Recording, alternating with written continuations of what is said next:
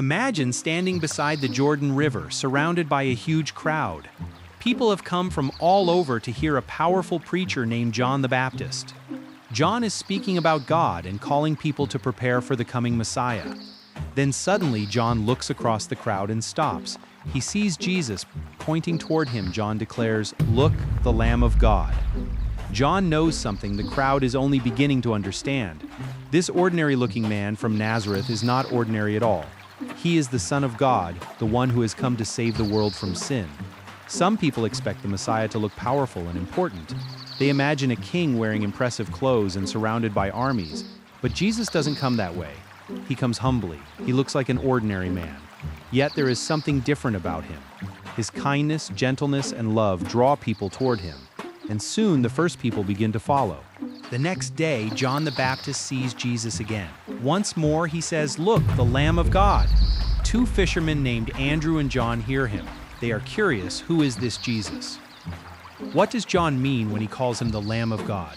So they begin following Jesus. After a while, Jesus turns around and asks them a simple but important question.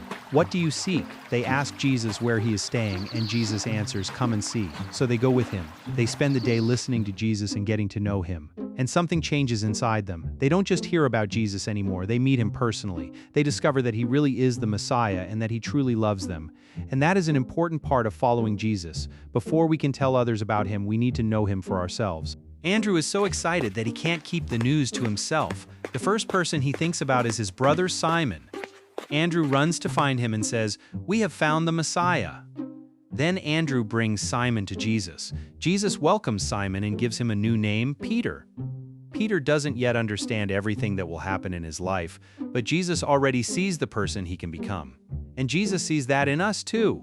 He knows our weaknesses, our mistakes, and our doubts, but he also sees what we can become when we allow him to lead our lives. The next day, Jesus finds another man named Philip. Jesus simply says, "Follow me." And Philip does, but just like Andrew, Philip can't keep the good news to himself.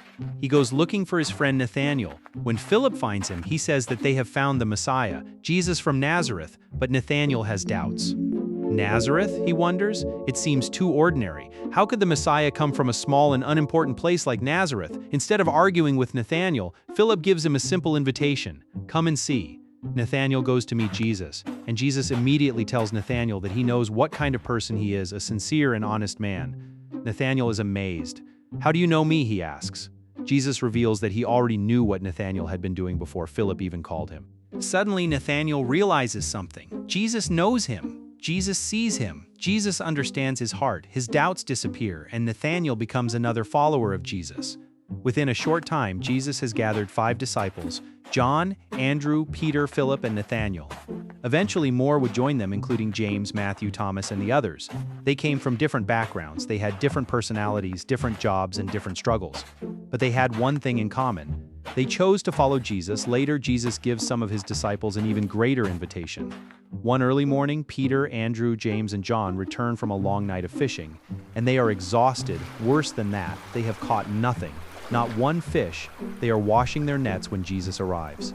A large crowd gathers around him, so Jesus steps into Peter's boat and uses it to teach the people. When he finishes speaking, Jesus turns to Peter and says, "Take the boat into deep water, put your nets in the water, and you will catch some fish." Peter must have thought this was strange. These men were experienced fishermen. They had worked all night. They knew the lake, they knew when to fish, and they had caught nothing. But Peter chooses to trust Jesus. He takes the boat into deep water and throws out the nets, and suddenly, the nets are full. There are so many fish that the nets begin to break. Peter and Andrew struggle to pull them in. They call James and John for help. Soon, both boats are filled with fish. It is an incredible miracle. But Peter isn't thinking about how much money the fish could bring. He realizes he is standing in the presence of someone far greater than himself. Peter falls before Jesus and says, "Go away from me, Lord. I am a sinful man." Peter feels unworthy, but Jesus doesn't turn away from him. Instead, Jesus says, "Do not be afraid." Then he gives Peter, Andrew, James, and John a new mission. They will no longer spend their lives only catching fish. Jesus says they will become fishers of men, in other words. They will help people discover God's love and learn to follow Jesus. And the Bible tells us that they left everything and followed him. Think about the people Jesus called. Andrew was willing to tell his brother. Philip invited his friend. Nathanael had doubts, but he was willing to investigate. Peter became discouraged, made mistakes, and sometimes struggled with his faith. Yet Jesus didn't give up on any of them. Instead, Jesus patiently taught them, loved them, and gave them a purpose. And that's good news for us. Following Jesus doesn't mean we will never have doubts. It doesn't mean we will never become discouraged. It doesn't mean we will never make mistakes. It means that when Jesus calls us, we can trust him and take the next step. Sometimes his invitation is as simple as, come and see. Come and discover who Jesus really is. Come and learn from him. Come and experience his love. And then, like Andrew and Philip, we can invite someone else to come and see too. Thanks for watching. If this blessed you, please subscribe and like to help these stories reach more people with God's love.